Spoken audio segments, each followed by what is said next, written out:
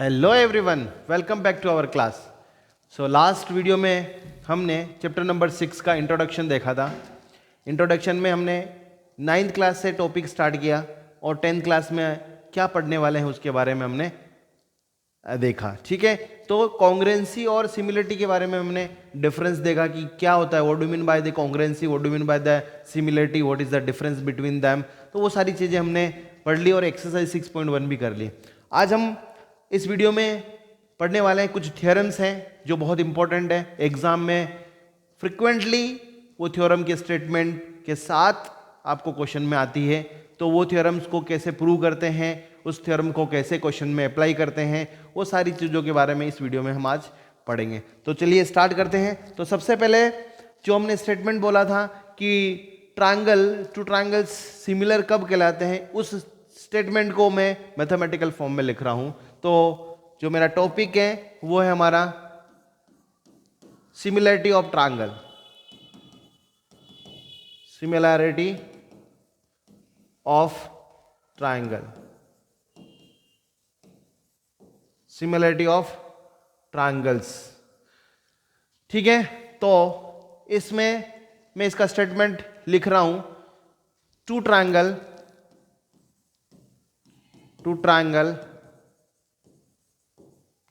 triangle A B C and triangle D E F is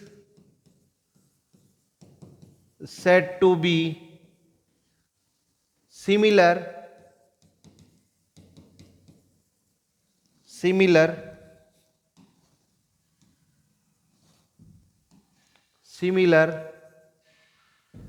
if and only if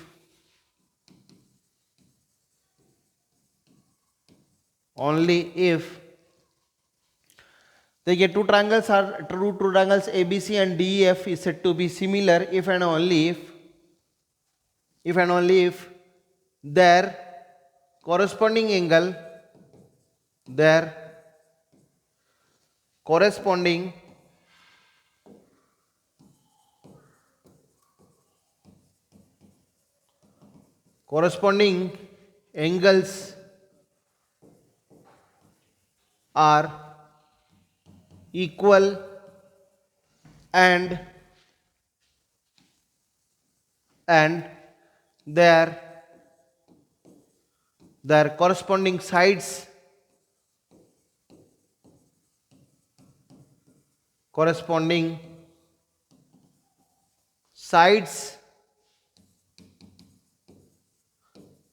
in the same ratio,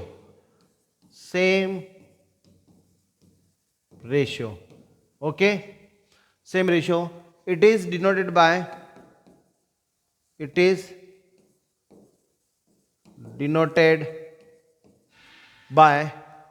triangle A B C is similar to triangle D E F। तो इसको यदि हम mathematical form में लिखेंगे तो देखिए angle A की value angle D के बराबर होनी चाहिए, एंगल बी की वैल्यू एंगल ई के बराबर होनी चाहिए और एंगल सी की जो वैल्यू है वो एंगल एफ के बराबर होनी चाहिए। एंड यहाँ पर देखिए ए बी अपॉन यहाँ पर D E is equal to यहाँ होगा A C upon D F is equal to B C upon C F होना चाहिए, सी एफ। ठीक है, तो ये दो कंडीशन यदि आपको पता है कि दो ट्रायंगल सिमिलर कब कहलाते हैं, कि जब उनकी कॉरस्पॉन्डिंग एंगल इक्वल हो जाए, ठीक है, और यदि कॉरस्पॉन्डिंग साइड्स सेम रेशियो में आ जाए तो वो दोनों ट्रायंगल क्या कहलाते हैं, सिमिलर कहलाते हैं। तो देखिए यहाँ पर भी एक चीज़ यहाँ दिखा रहा हूँ मैं आपको, सिमिलरिटी के अंदर एंगल तो इक्वल हो रहे हैं लेकिन साइड इक्वल नहीं, प्रोपोर्शनल में है। तो कॉन्ग्रुएंसी में साइड इक्वल थी लेकिन सिमिलरिटी में क्या होगा, प्रोपोर्शनल होगा। ये आपको बहुत ध्यान में रखना है। इस रूल को वैसे हम बोलते हैं, कौन सा रूल बोलते हैं, एंगल रूल बोलते हैं। ये हम आगे पढ़ेंगे, ठीक है। और इसको क्या बोलते हैं अपन, साइड, है ना, एस रूल बोलते हैं। ये भी हम आगे पढ़ेंगे, ठीक है। तो ये सारी चीज़ें आपको समझ में आ गई कि ट्रायंगल सिमिलर कब कहलाता है। ठीक है, मैंने आपको बोला कि two two triangle are said to be similar if their shape are same. तो शेप को ऐसे चेक करेंगे, है ना, एक एक को उठा उठा के देखेंगे भैया ये शेप सेम है या नहीं है, तो वो ऐसा नहीं करेंगे, हम मैथमेटिकल फॉर्म से उसको प्रूव करेंगे। तो हमने ये स्टेटमेंट आपको लिखवा दिया है, ये आपकी एनसीईआरटी में नहीं है, मैंने आपको लिखवाया है, ठीक है। चलिए हम आगे बढ़ते हैं, थ्योरम पे चलते हैं। बहुत ही इंपॉर्टेंट थ्योरम है, बहुत इंपॉर्टेंट, जिसका नाम है, पहली थ्योरम है वो इस चैप्टर की, थ्योरम नंबर 1। इसके दो नाम हैं, एक तो है BPT, इसका जो फुल फॉर्म है बेसिक प्रोपोर्शनलिटी थ्योरम। क्या नाम है इसका? तो मैं पहले फुल फॉर्म लिख देता हूं, ठीक है, फिर उसका शॉर्ट फॉर्म लिख दूंगा। तो basic proportionality theorem, basic proportionality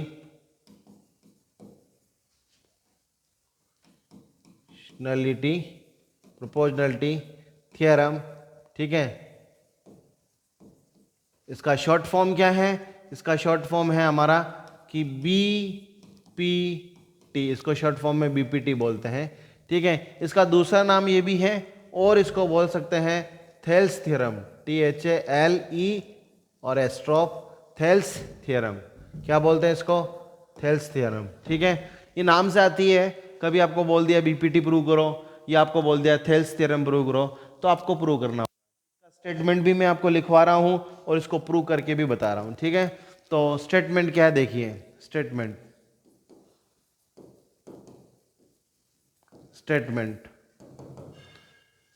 sir दिख रहा है रेड लाइन, ठीक है। तो स्टेटमेंट क्या है देखिए, स्टेटमेंट क्या है कि align, if a line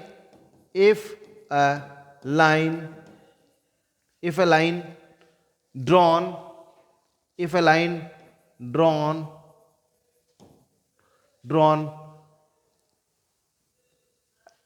drawn parallel to the, if a line drawn parallel,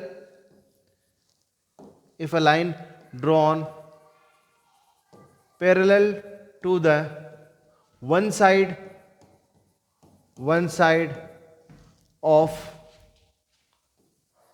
a triangle, it divide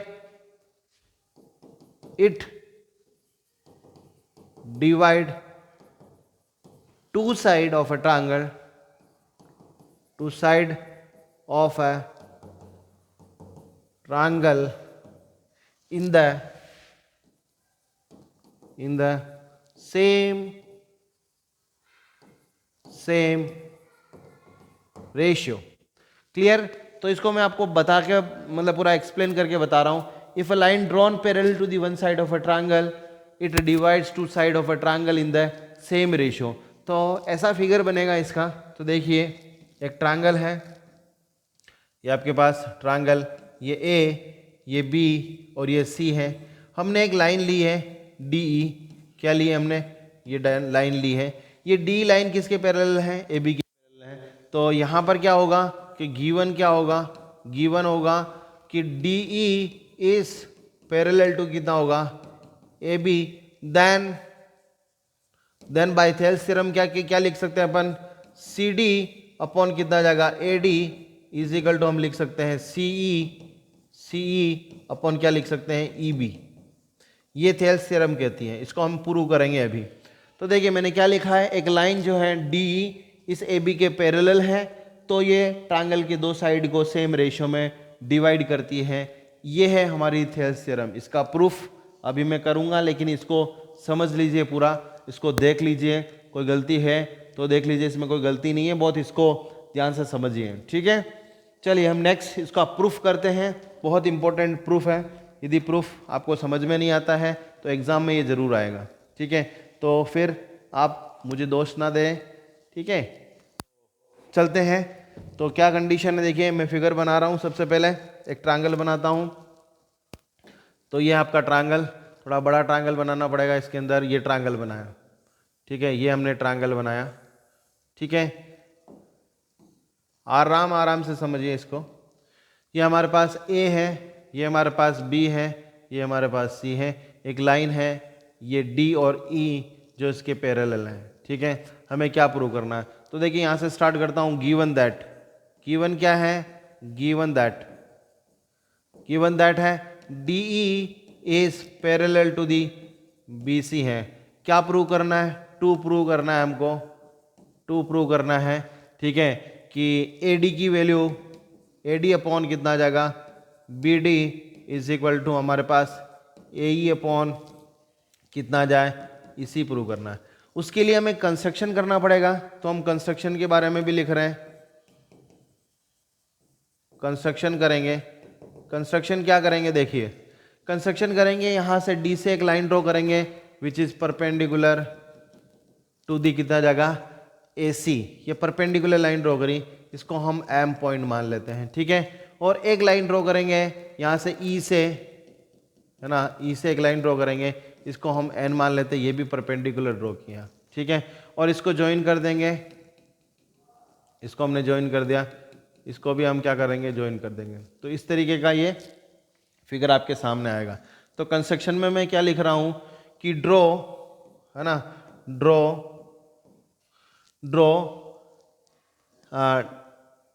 DM perpendicular to AC।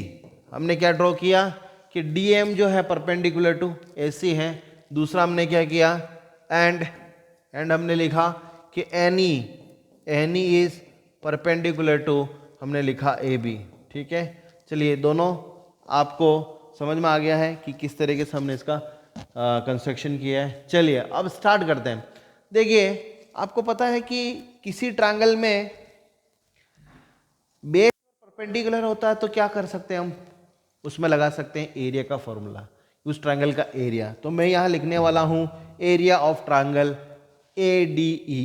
तो लिख लीजिए, देखिए कि area of triangle ADE is equal to, देखिए ADE के अंदर क्या हो जाएगा कि बेस हम लेते हैं AD और क्या हो जाएगा? परपेंडिकुलर क्या हो जाएगा हमारे पास? NE। तो यहाँ पर लिखा हमने हाफ इंटू बेस, बेस हमारे पास AD है और यहाँ पर क्या लिख दिया है ना? NE लिख दिया, ठीक है।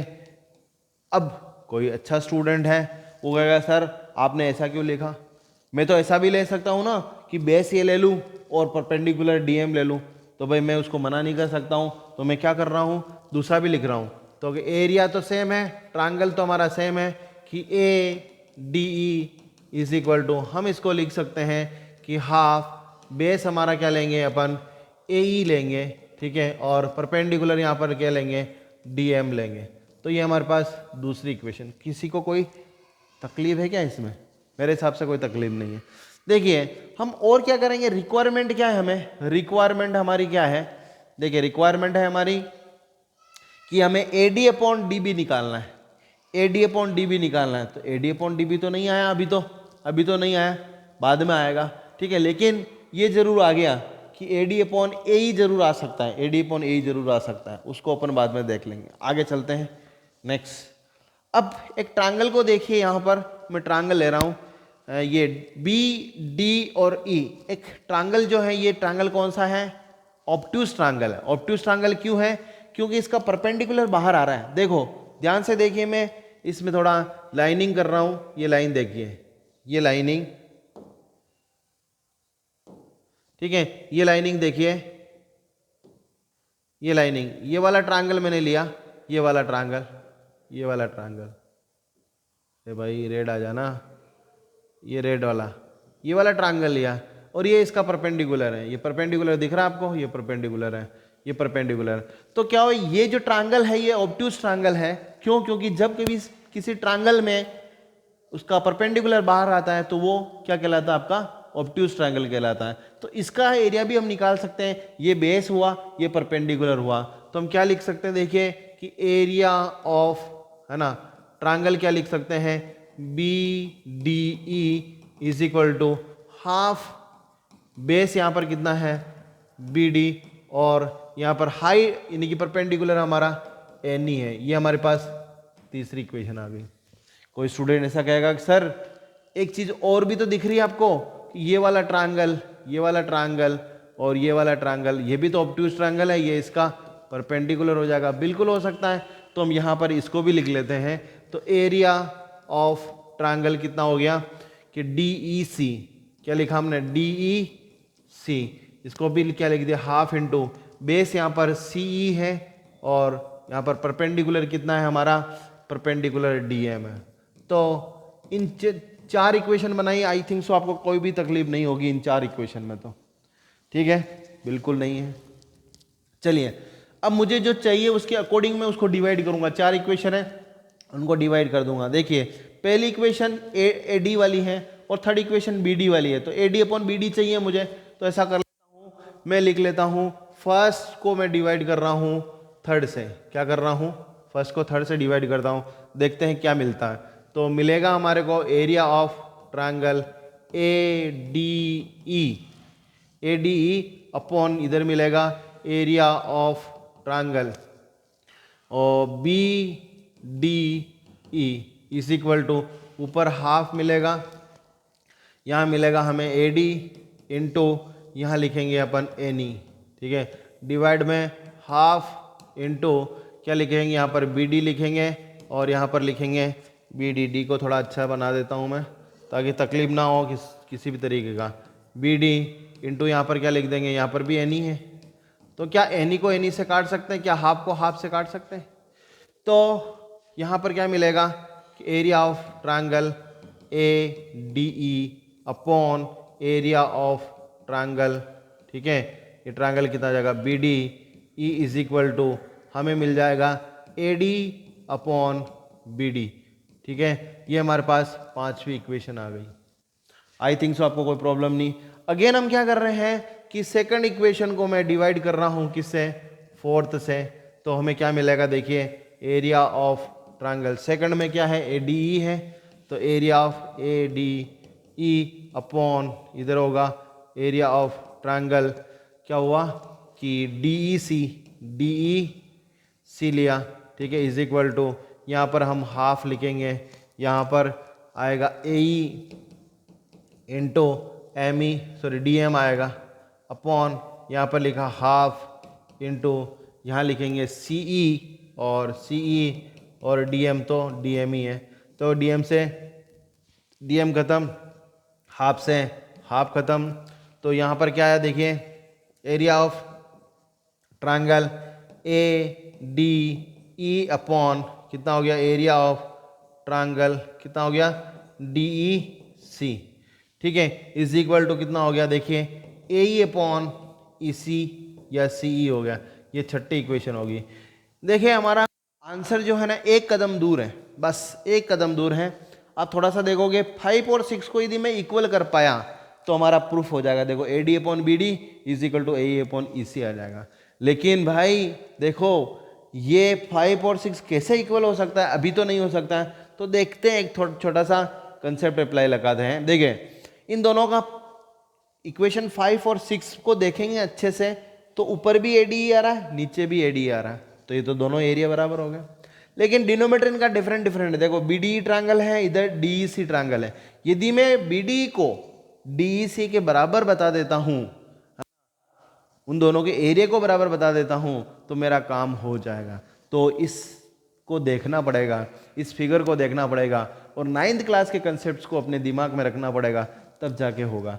देखिए यहां पर काम आएगी ये वाली कंडीशन, कौन सी कंडीशन, ये वाली क्या है, देखिए डी पैरेलल है इस बी सी के, तो यहाँ दो ट्रायंगल बन रहे हैं। कौन कौन से ट्रायंगल बन रहे हैं, मैं थोड़ा आपको दूसरा कलर लेके बताता हूँ। एक तो ट्रायंगल बन रहा है ये वाला, कौन सा, डी ई बी वाला, दूसरा ट्रायंगल बन रहा है डी ई सी वाला, ये दोनों ट्रायंगल बन रहे हैं। एक थ्योरम थी 9th क्लास में, याद करो, two triangle have same base and between the same parallel are equal in area. देखिए इन दोनों ट्रायंगल का बेस कौन सा कॉमन है, ये बेस कॉमन है ना, और ये दोनों सेम पैरेलल के बिटवीन में है, तो क्या होगा, ट्रायंगल बी डी ई का एरिया ट्रायंगल डी ई सी के एरिया के बराबर होगा by the help of theorem. तो हम यहां लिखेंगे कि एरिया ऑफ ट्रायंगल, क्या लिखा हमने, D B E is equal to area of triangle कितना हो गया, D E C by theorem. और बाय थ्योरम कौन सी theorem? 9th class theorem, by 9th class theorem. ठीक है, थ्योरम का स्टेटमेंट याद रखना। स्टेटमेंट में यहां लिख देता हूं, चलो यहां लिख देता हूं, एरिया यानी कि टू ट्रायंगल, है ना, टू ट्रायंगल। चलो मैं नेक्स्ट पेज पे लिख देता हूं इसका, है ना, नेक्स्ट पेज पे लिख रहा हूं। तो थ्योरम क्या है, स्टेटमेंट क्या है? Two triangle, two triangles, triangles on same base, same base and between parallel, between parallel are equal in area। ठीक है, जो हमने वो स्टेटमेंट लिखा था, ये स्टेटमेंट यहां लिखा था, और ये देखो तो यहां पर क्या हो गया, देखिए BD का एरिया DEC के बराबर हो गया। तो क्या मैं, देखो न्यूमरेटर पहले से इक्वल था और डिनोमिनेटर को भी मैंने इक्वल कर दिया, तो क्या मैं 5 और 6 को इक्वल लिख सकता हूं? यस। सो क्या हो जाएगा यहां पर हो जाएगा इक्वेशन, है ना, इक्वेशन 5 इक्वल टू हम लिख सकते हैं इक्वेशन 6। सो हम क्या लिख देंगे कि AD अपॉन कितना जगह BD is equal to AE upon EC, hence proved. ये थ्योरम बहुत ही इंपॉर्टेंट है, इंपॉर्टेंट। क्लियर? सो आप इसको अच्छे से देख सकते हैं, बहुत शानदार, बहुत अच्छे तरीके से मैंने एक्सप्लेन किया है, बहुत अच्छी राइटिंग में भी लिखा है। ठीक है, तो ऐसे सुनहरे अक्षरों में लिखा है, खैर सुनहरे तो नहीं है, वाइट है, बट फिर भी ठीक है ना, बहुत अच्छे से राइटिंग में लिखा है। ऐसा तो मुझे भी इस पे प्यार आ गया है, तो तुमको तो आना ही चाहिए इसमें। ठीक है, कितना मस्त तरीके से आपको अलग अलग कलर से ट्रायंगल्स बताएं। ठीक है, उसका स्टेटमेंट क्या होता है, क्या नहीं होता है, वो सब चीज़ें बताएं। ठीक है, एक लाइक बनता है। ठीक है, चलिए सो हम नेक्स्ट बात करेंगे, नेक्स्ट लेते हैं इसका, इसकी कोरोलरी भी है, इसका कोरोलरी ऐसी है, आगे कर देता हूँ इसमें। देखिए इसकी कोरोलरी में लिख देता हूँ क्योंकि बहुत इंपॉर्टेंट है कोरोलरी। तो कोरोलरी का मतलब इसी पे बेस्ड कुछ स्टेटमेंट है, तो इंपॉर्टेंट रिजल्ट लिख लो, है ना, इंपॉर्टेंट रिजल्ट, इंपॉर्टेंट रिजल्ट। इनको मैं प्रूव भी कर दूंगा बेटा, कोई टेंशन वाली बात नहीं है।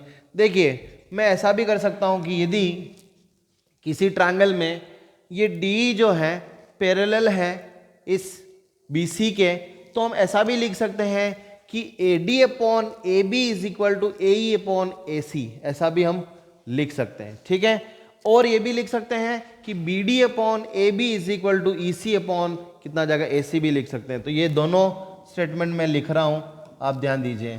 तो पहला क्या हो जाएगा कि AD अपॉन कितना आ जाएगा AB is equal to AE upon कितना आ जाएगा AC। ये हम प्रूव करेंगे, एक क्वेश्चन है इसका। और सेकंड वाला क्वेश्चन कंसेप्ट क्या है, हम लिख सकते हैं BD upon AB is equal to, ये हो जाएगा EC अपॉन कितना आएगा AC। चेक कर लीजिए, ये दोनों रिजल्ट बहुत इंपॉर्टेंट है। ये रिजल्ट कहाँ से प्रूव होंगे, ये यहीं से प्रूव होंगे। इसको भी प्रूव करके बता देता हूँ, चलो ठीक है। ये हम स्टेटमेंट लेंगे, ठीक है, यहाँ से स्टार्ट करेंगे। तो यहाँ देखिए वी हैव, वी क्या है, वी हैव, ये स्टेटमेंट मतलब AD अपॉन कितना जगह BD is equal to AE upon क्या है EC। हमें लाना क्या है, हमें लाना है AD की जगह तो AD है, AE की जगह AE है, लेकिन BD की जगह AB लाना है। तो जिसको चेंज करना है उसको न्यूमरेटर में ले जाना है, तो इसका रेसिप्रोकल कर दो। तो क्या मैं इसको ऐसा लिख सकता हूं कि BD अपॉन कितना जाएगा AD is equal to EC upon, ठीक है, AE लिख सकता हूं। अब देखो दोनों साइड में मैं क्या कर दूं, प्लस कर देता हूं 1। तो 1 प्लस कितना कर दिया BD अपॉन कितना किया AD is equal to 1 plus EC upon कितना कर दिया AE। तो देखिए एलसीएम लेंगे तो कितना आएगा AD, तो यहाँ AD प्लस कितना होगा BD इज इक्वल टू, ठीक है, यहाँ पर क्या लिखेंगे AE प्लस EC अपॉन कितना कर दिया AE। तो देखिए पीछे चल के देखते हैं कि A D plus B D तो ए बी हो जाता है, और ए ई प्लस ई सी तो ए सी हो जाता है। तो हम यहाँ लिख देंगे कि A D plus B D की वैल्यू आपके पास ए बी के बराबर आ गई, और ये ए डी आ गया, यहाँ पर ए सी आ गया अपॉन ए ई आ गया। फिर से रेसिप्रोकल करेंगे तो कितना आ जाएगा, A D upon A B is equal to A E upon कितना आ जाएगा, ए सी। ये प्रूव हो गया। इसी तरीके से इस सेकंड को आप आराम से प्रूव कर सकते हैं। देखिए यहीं से स्टार्ट करेंगे, बी डी हमें ए डी को चेंज करना है। देखो बी डी तो बी डी है, इसी है, तो हमें किसको चेंज करना है, ए डी को। तो ए डी तो ऊपर ही है, कोई प्रॉब्लम ही नहीं है। तो यहाँ थोड़ा सा हमें क्या करना पड़ेगा कि ए डी इसमें +1 करेंगे तो बिल्कुल क्या आ जाएगा कि B D plus A D A B आ जाएगा, और दोनों साइड में हम क्या करेंगे, यहाँ डायरेक्ट प्लस करेंगे तो हमारा सेकंड आ जाएगा। ठीक है, तो आप इसको करके देखिए, नहीं आता तो मैं बताऊंगा, लेकिन करना पड़ेगा आपको। मैथ्स क्या है, करके देखिए वाला कंसेप्ट है। ठीक है, चलिए अब इसका थेल्स थ्योरम या बीपीटी का जो कन्वर्ट्स है उसको भी हम प्रूव करते हैं। ठीक है, और उसको भी करते हैं कि उसको कैसे, वो भी थ्योरम आती है। तो चलिए स्टार्ट करते हैं। ठीक है, so converse of BPT. So topic है हमारा थ्योरम नंबर 2, है ना। इसका नाम क्या है, कन्वर्ट्स ऑफ कितना हो गया, बीपीटी। ये हमारा थ्योरम है। इसका स्टेटमेंट लिखना पड़ेगा जरूर। ठीक है, मैं स्टेटमेंट लिखता हूँ बेटा, ठीक है, अच्छे से, है ना। तो स्टेटमेंट यह है कि इन any triangle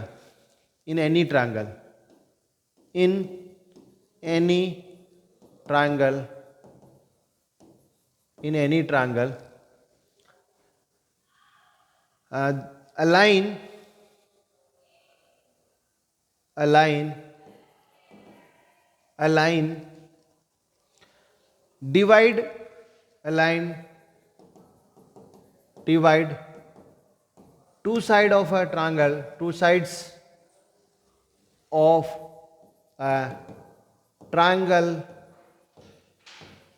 in the same ratio,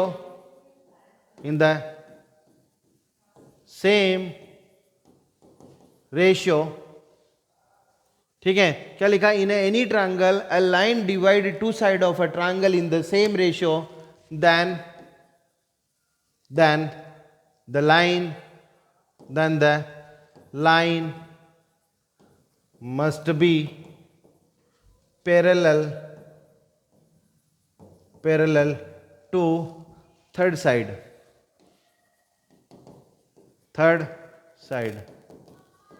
ठीक है, थर्ड साइड की वो पैरेलल होगी। तो कुल मिला के मैं इस तरीके से इसको लिखना चाह रहा हूं। देखिए एक ट्रायंगल है हमारे पास, ये ट्रायंगल है, ठीक है, ये है हमारा ए, ये है हमारा बी, ये है हमारा सी। ठीक है, ठीक है। अब देखिए ये लाइन है आपके पास डी लाइन है। हमें क्या गिवन है हमारे पास, ठीक है, कि ए डी अपॉन कितना आ जाएगा कि B D is equal to A E upon कितना है ई सी, देन क्या हो जाएगा कि B D E is parallel to कितना होगा, बी सी। ये हमें प्रूव करना है। क्या करना है, ये प्रूव करना है। इसके लिए हम इसका प्रूफ करते हैं नेक्स्ट पेज पे। बच्चों बहुत अच्छा वीडियो बन रहा है, बहुत अच्छी तरीके से कंटेंट तैयार हो रहा है, तो इसका प्रूफ करते हैं। ठीक है, तो प्रूफ,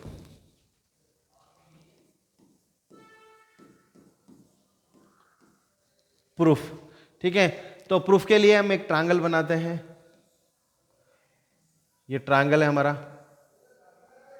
ये है हमारा ए, ये हमारा बी, ये हमारा सी, और ये हमारे पास जो लाइन है डी ई। ठीक है, हमें गिवन क्या है, देखिए गिवन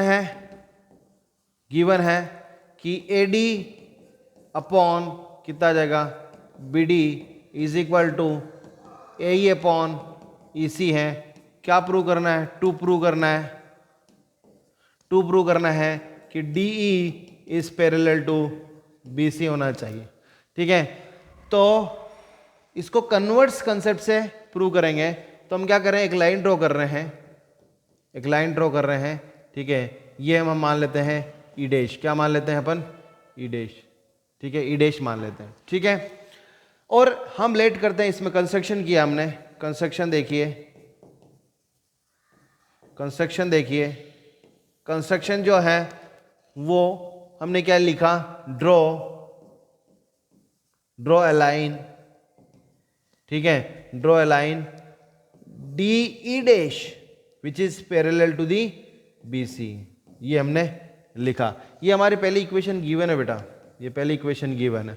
हमने एक कंस्ट्रक्शन किया, डी डैश को हमने पैरेलल लिया बी सी के, तो बाय थेल्स थ्योरम, ठीक है, bye theorem number 1, bye theorem number 1 क्या कहती है कि जब किसी ट्रायंगल में एक लाइन किसी साइड के पैरेलल होती है तो वो उस ट्रायंगल की दो साइड को सेम रेशियो में डिवाइड करती है। तो हम क्या लिख पाएंगे यहाँ पर, ए डी अपॉन कितना कर देंगे, B D is equal to A dash upon कितना जाएगा, ई डैश से लिखेंगे दूसरी इक्वेशन।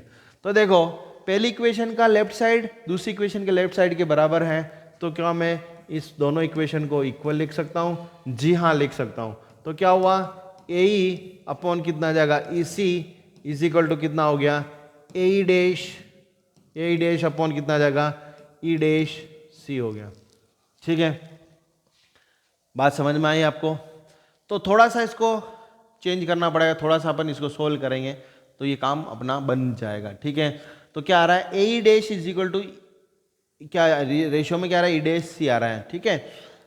चलो अपन इसको थोड़ा सोल्व करते हैं, इसमें 1 प्लस कर देते हैं, ठीक है, 1 प्लस कर देते हैं दोनों साइड में। तो देखिए 1 प्लस किया तो ये ए ई अपॉन कितना आ जाएगा, ई सी, ठीक है, इज इक्वल टू 1 प्लस कितना आएगा, ए ई डैश अपॉन कितना आ जाएगा, ई डैश सी, ठीक है। तो देखो ई एलसीएम लेंगे तो ई सी प्लस कितना आ जाएगा, ए ई अपॉन कितना कर दिया, E C is equal to E dash C plus कितना आ जाएगा, ए ई डैश आएगा, डिवाइड बाय हम क्या लिखेंगे, ई डैश सी लिखेंगे, ठीक है। तो यहाँ देखिए ई सी प्लस ए ई, देखो ई सी प्लस ए ई को क्या लिख सकते हैं हम, ए बी लिख सकते हैं, तो ए बी यहाँ आ गया और यहाँ ई सी आ गया, इक्वल टू देखो ई डैश सी और ए डैश ई को भी हम ए बी लिख सकते हैं, तो ए बी अपॉन कितना आ जाएगा, ई डैश सी। तो देखो ए बी से ए बी खत्म हो गया, क्या ई सी की वैल्यू ई डैश के बराबर है, तो भैया मुझे तो नहीं दिख रहा है, ई सी तो यहाँ पर है, ई डैश सी यहाँ पर है, मतलब इस लाइन का कोई मीनिंग नहीं है। ये कब बराबर हो सकती है, ये कब बराबर होगी, जब ई डैश ई के कॉन्साइड होगा, ठीक है, यानी कि ई डैश कोई पॉइंट नहीं होते हुए ये ई डैश कॉन्साइड विद दी ई होगा, तभी ये possible, otherwise not, it is not possible. तो यहां लिखेंगे इज पॉसिबल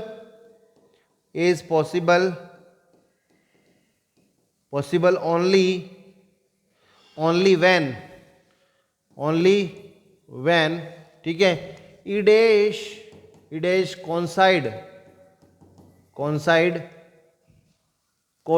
है ना, कोइंसाइड की स्पेलिंग मेरे को लगता है ये नहीं होगी, कोइंसाइड होगी, कोइंसाइड विथ कितना हो जाएगा, ई। जब ई डैश कोइंसाइड हो जाता है ई के साथ तो क्या होगा, डी ई डैश अवेलेबल होगा क्या, कोई लाइन डी ई डैश नहीं होगी, कौन सी होगी, देखिए इस पॉइंट को हम खींचकर इधर ले आए तो ये जो लाइन है वो क्या बन जाएगी, ये वाली लाइन बन जाएगी।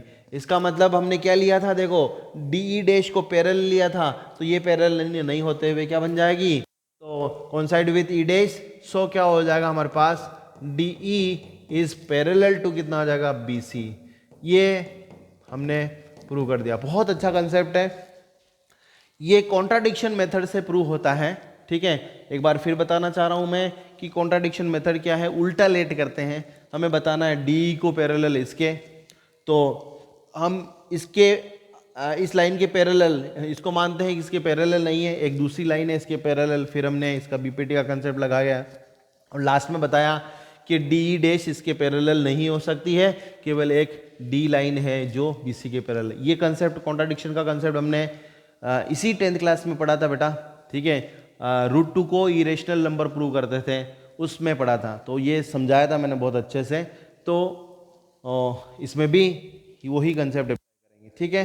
तो यहाँ पर थेल्स थ्योरम का स्टेटमेंट, थेल्स थ्योरम को कैसे प्रूव करते हैं, उसका कन्वर्ट्स मैंने आपको अच्छे से एक्सप्लेन किया। उसकी दो कंडीशंस बहुत इंपॉर्टेंट है, वो मैंने आपको एक्सप्लेन किया और प्रूव किया। ठीक है, नेक्स्ट वीडियो में हम 6.2 एक्सरसाइज की जो क्वेश्चंस हैं वो सोल्व करेंगे।